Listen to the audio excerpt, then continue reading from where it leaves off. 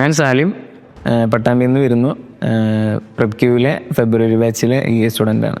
ഞാൻ BCom computer application പഠിച്ചിട്ടുണ്ടായിരുന്നത്. അപ്പോൾ ഇത് കഴിഞ്ഞപ്പോൾ ഒരു ബ്രേക്ക് എടുത്ത് എങ്ങനെ ഏത് ചൂസ് ചെയ്യണം, ഏതെങ്കിലും ഒരു കോഴ്സിലോട്ട് പോയി കഴിഞ്ഞാൽ ഇതെന്തെങ്കിലും പ്രശ്നമാവുമോ അല്ലെങ്കിൽ വേറെ ഏതെങ്കിലും എനിക്ക് അറിയാൻ പറ്റാത്ത എന്തെങ്കിലും ചാട് വെച്ചിട്ടില്ല പേടി കൊണ്ട് ഞാൻ അന്വേഷിച്ചു. അപ്പോൾ എൻ്റെ ഒരു കസിൻ EYയിൽ വർക്ക് ചെയ്യുന്നുണ്ട്.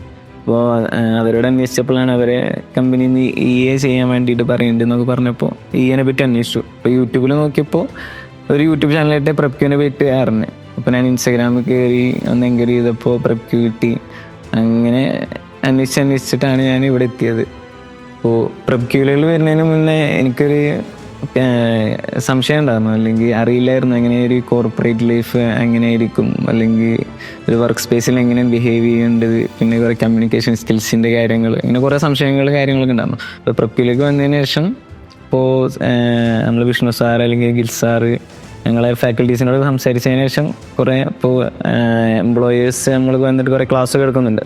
അപ്പോൾ അതിനുശേഷം കുറേ കാര്യങ്ങളൊക്കെ മനസ്സിലായി, എങ്ങനെയാണ് കാര്യങ്ങൾ കോർപ്പറേറ്റ് നടന്നുകൊണ്ടിരിക്കുന്നുള്ളതിനെ പറ്റിയിട്ടൊക്കെ കുറേ അറിവ് ഇപ്പോൾ പ്രെപ്ക്യൂന്ന് ലഭിച്ചിട്ടുണ്ട്. കോളേജ് എന്ന് പറഞ്ഞ വേറെ രീതിയിലായിരുന്നു, കാരണം അവിടെ എൻജോയ് ചെയ്യുക, വേറൊരു ആറ്റിറ്റ്യൂഡ് മൈൻഡ് സെറ്റിലാണ് ഫ്രണ്ട്സിനെ എനിക്ക് അറിയുന്നത്. അതൊന്ന് ഞാനിപ്പിന്നെ അനുഭവിച്ചതാണ്. ഇവിടെ വന്നതിന് ശേഷം പിന്നെ പ്രൊഫഷണൽ രീതിയിലായി. 3 മാസം കൊണ്ട് നമ്മളെ കോഴ്സ് തീരുന്നു, പിന്നെ ഒരു 5-6 മാസത്തിനുള്ളിൽ 3 പാർട്ട് എക്സാം എഴുതി തീരുക, പിന്നെ പ്രൊഫഷണൽ ലൈഫിലേക്ക് കിടക്കണം, കോർപ്പറേറ്റ് ലൈഫിൽ കിടക്കണം. അപ്പോൾ ഈ ഒരു ചെറിയ സമയത്തിനുള്ളിൽ നമ്മൾ കോർപ്പറേറ്റ് ലൈഫിലോട്ട് കൺവേർട്ട് ചെയ്യണം നമ്മളെ ആറ്റിറ്റ്യൂഡും സംസാര രീതിയാണ്, കമ്മ്യൂണിക്കേഷൻ സ്കിൽസ്, അങ്ങനെ എന്തായാലും ഇപ്പോൾ കംപ്ലീറ്റ്ലി ഷിഫ്റ്റ് ചെയ്യാണ്. ഈ കോളേജ് എന്ന് പറയുന്ന ഒരു മൈൻഡ് സെറ്റിൽ നിന്ന് കംപ്ലീറ്റ്ലി പ്രൊഫഷണൽ രീതിയിലേക്ക് ഷിഫ്റ്റ് ചെയ്യണതുകൊണ്ട് നന്നായി തോന്നി.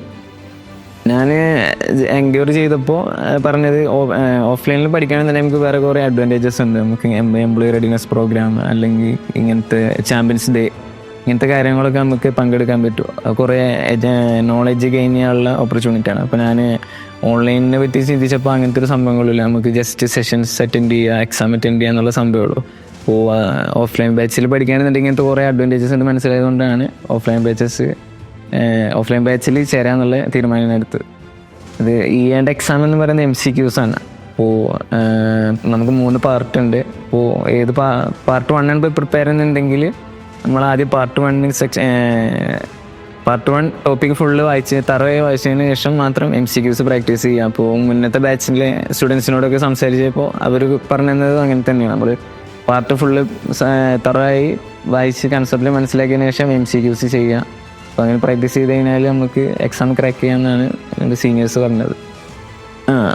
EA കംപ്ലീറ്റ് ചെയ്തതിന് ശേഷം ഇൻ്റർവ്യൂ അറ്റൻഡ് ചെയ്യുക, അതിൽ നന്നായി പെർഫോം ചെയ്ത് കഴിഞ്ഞ് പ്ലേസ്മെൻറ്റ് കിട്ടുകയാണെന്നുണ്ടെങ്കിൽ 1-2 വർഷത്തിനുള്ളിൽ കരിയർ ബിൽഡ് ചെയ്ത് നല്ല രീതിയിൽ എത്തിക്കാമെന്നാണ് മനസ്സ് പറയുന്നത്, പ്ലാൻ ചെയ്യുന്നത്.